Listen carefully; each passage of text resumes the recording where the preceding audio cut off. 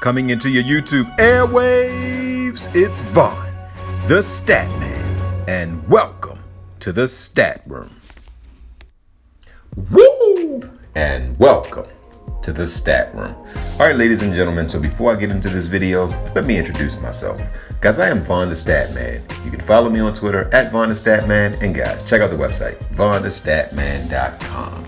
All right, guys, so we got a nice 2 games played on tap, guys. It's the second round of the playoffs, and congratulations to all of the teams that pulled out their first round wins. And we have one first round game left, and that's between the Clippers and the Dallas Mavericks. These 2 teams have just created NBA history, guys. First teams to win all their games on the road.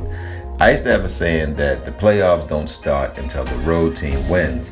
Well, it started game 1. Dallas took both games in LA, and then LA took both games in Dallas, and then back and forth. Now you have a game 7 in Los Angeles, and I gotta say, man, this is must-see TV. These 2 teams are doing extremely phenomenal. Now, if you look at the point guard position today, you got Doncic at the Clippers. They contained him a little bit, and as far as with points, because he only had 29 points. But what Doncic is doing, he's getting at least 7 rebounds every game, at least 6 assists every game, and he had 4 steals in the last game, which that is an anomaly. He typically doesn't get 4 steals, but he's been averaging about 4 turnovers a game, which is not bad for a guy that has the ball in his hand the whole time. But he still gave you 64 and 71. And then before that, 34. So if the Clippers want to win, they want to hold Doncic. If you can hold Doncic to about 55 fantasy points overall, I would say about 25 actual points, you got a chance to beat Dallas because he is the engine that goes. But I believe that Doncic's going to come out all hands on deck.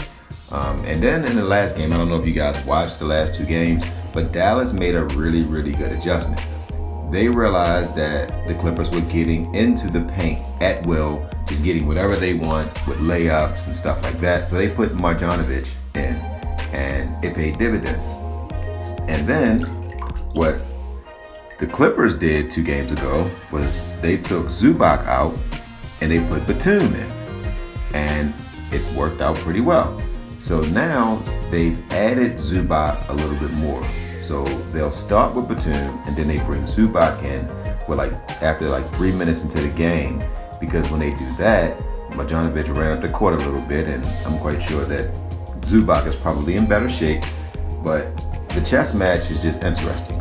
So me personally, today, you got to find a way to get Doncic, because I believe he gets you 50 points. I only see 4 guys on this slate with 50-point potential, and Doncic is one. And there's so much value where you can get Doncic and you can get someone else with lower value. All right, now, the rest of the point guard position, I don't like Trey Young at Philly.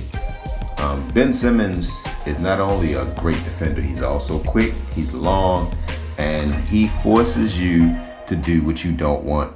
So he's going to force Trey Young to drive the ball, and then Ben's going to try to block it from the backside. Trey Young is still a great player. I see him still scoring about 20 points, but I don't see him giving you a 50-point burger like he did against the New York Knicks, because the Knicks didn't have anybody that can guard him. Derrick Rose didn't have the foot speed to stay with him, and you saw what happened when Peyton was on him. It was just extremely ugly. But I do like Ben Simmons. Reggie Jackson is the unsung hero of the Clippers right now. I'm really just a fan of Reggie Jackson. I really like the matchup today as well. He's at home. I think that Rondo is going to step up today, though. I'm looking at Rondo. He played 10 minutes in the last game. He had 0 points, 0 rebounds, and 1 assist. If you think in a closeout game that Rondo will do this again, so I'm going to give you Rondo as my second point guard. You know, this is just going to be a gut play here, guys, and that's what fantasy is. You got to sometimes use skill mixed with the gut. I think Rondo's going to come out on fire. I think he's going to have a complete game. I think he's going to watch the film, and he's going to get his guys in position to win. He's going to give his guys the ball in a position to make a good shot. Next, At the shooting guard position, you got Paul George at 94. He needs to get you 45 fantasy points. I like that number. Hardaway had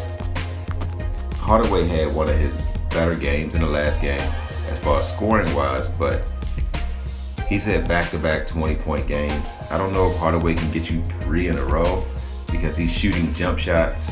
He's getting to the hole, but not as much. I do like Curry in this matchup. He has a great matchup. Maxey has a great matchup. Herter, he doesn't really get the minutes. If you look at Herter, he's getting 20 to 24 minutes, so he's not really getting enough minutes, and he's not getting a lot of shots either with the second unit. Brunson, the same thing. Terrence Mann, he didn't score in the last game. I see Terrence Mann having a pretty solid game, so I'm going to give you Terrence Mann just to save a few dollars because I want to get Paul George in my lineup.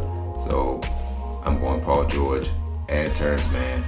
All right, guys, so I'm not going to do the small forward position and the power forward position. I'm going to let you guys pick that on your own. Now, at the center position, Joel Embiid is said to be questionable. I don't see Joel Embiid playing. Capella and Howard are about the same, so I'm going to give you Howard. I think Howard and Capella are the same player. Neither one shoots 3-point shots. Howard's at home. I think Howard has a better team around him.